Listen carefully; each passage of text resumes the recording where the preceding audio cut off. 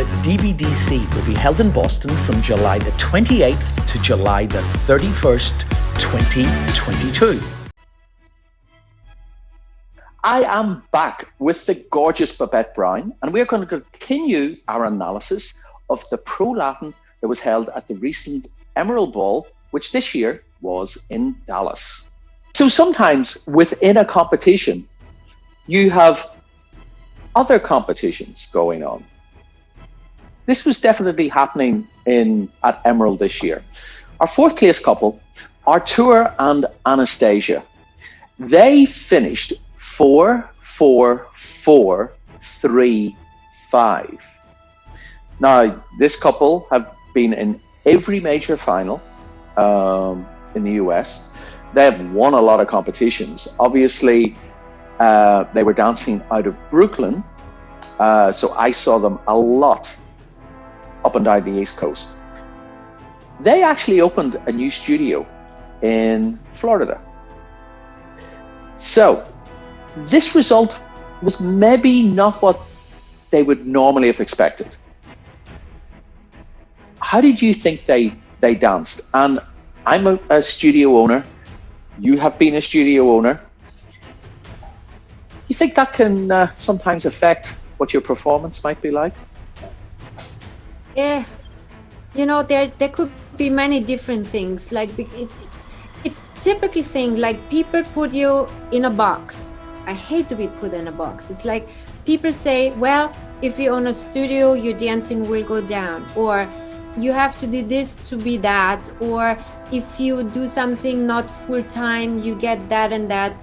It depends how hard you work. Honestly, it's like if you own a studio, you just need to know that from probably from 12 noon till 9 at night, your focus is gonna be at the studio, and then afterwards you have to have this discipline of like switching your focus and going into the dancing. You have to be able to just refocus and work harder than other people and be okay with that. If you can do that, then there is no problem with having a studio. Studio is a great way to make a living and actually build something from the ground around something that you love. But when you're with a student, it's really all about the student. When you're dancing for yourself, it's all about you. Also, when you're in the studio and develop students, yes, it's your experience and everything, but it's still you are in somebody else's. Somebody else has your attention.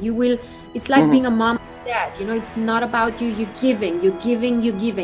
When you are dancing, when you're developing yourself, it's like input for you. So as long as you know that and don't confuse those two things in your mind and are able to compartmentalize business and artistry and have a place for all of them, it's like drawers you open and close again, and not mix it all together, because that's when chaos happens, and when chaos happens we get confused, and then everything is starting to get in a mess. But if we know why we're dancing, what we want to develop, what our path is, if we take that time either before or after we do we're working in the studios, and we can actually switch the mind into it. And physically, the body is usually, when we feel tired, the body is not usually tired yet. It's more that we're mentally getting exhausted. Yeah. But if you're able to overcome that and know that and understand that, I don't think having a studio is a bad thing, and dancing at the same time is a bad thing at all whatsoever. About the dancing, I like their dancing.